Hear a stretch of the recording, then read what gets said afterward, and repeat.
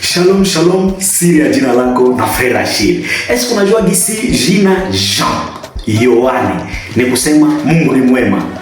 Alors tunakuinvitea hapa kufuata hii video mpaka mwisho, tutakuexpliquer kama jina Jean inatoka wapi, ni kusema nini kwa Mkristo, ni kusema nini, na kwa mwisho tutakuambia kama iko connecté na numero gani na ina signifie kitu gani. Mimi ni Frère Achille, missionnaire combonier du cœur de Jésus.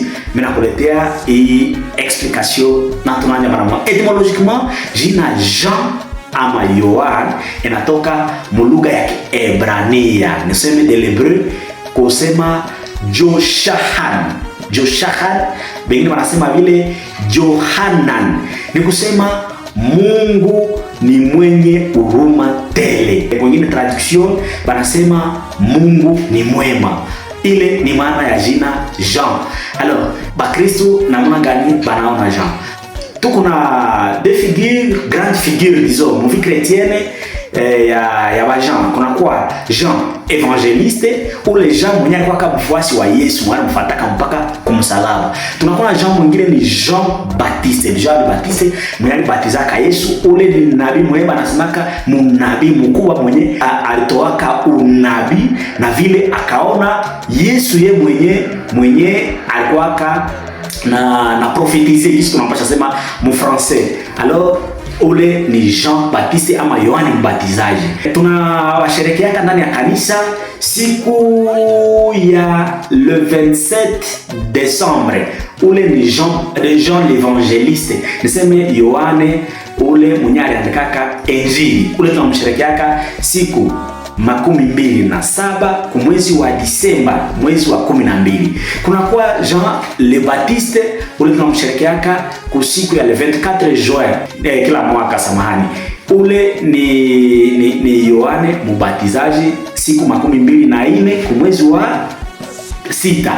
Alors ni kusema unapasha pata ile jina mulugha zote, lugha mbalimbali. Tunakuwa na anapasha mwingine anapasha mwita Evan ama Ivan, donc ko kunakuwa na i, kunakuwa wengine wanamwita Evangeline, wengine wanamwita Giovanni, ile ni Muitalien, wengine wanamwita Yannick, wengine wanamwita John, ile ni Mwanglais, Yohane mukiswahili. Niseme ile yote inasignifie Jean, na ile Jean nimewapatia maana pale yulu.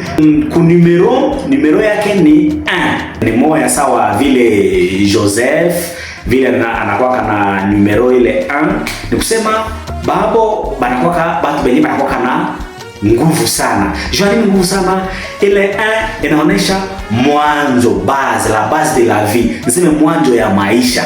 Pili banakuwa batu benye banakuwa na autorite, niseme babo wakati banakamata kazi banakamataka na roho moya kwabo. Anakuwa watu wengi wanajua kujiorganiser.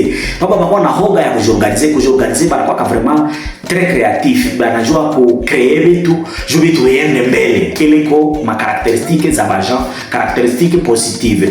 Après kunakuwa banakuwa watu wengi wanakuwa na confiance de soi. Donc yeye wakati anafanya kitu anajua hiki nitakifanya na niko convaincu que kitapitika bien. Lakini kitu ya pili yenyewe yombe unakosa ya mwisho negative kwa sababu baja wanakuwa watu wa kiburi sana. Ile kusema anajua vitu niko na confiance kwa yeye, ile namletea kiburi sana.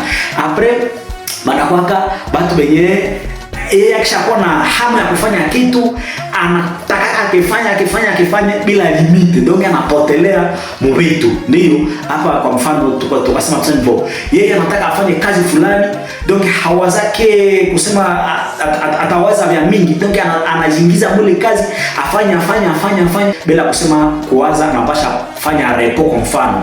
Donc banakuwa kama démesuré moma ambitio zabo, banakuwa kabatu wenyewe hiki kia mwisho banakuwa teti kichwa yao kiburi na kutokusikia, donc wao kiburi iko parmi ma points faibles zao. Alors ndugu, kama umefurahia hii video na tutaonana tena kwa video ya kufuata. Mimi ni Frère Achille, missionnaire combonier, na wapenda sana. Shalom.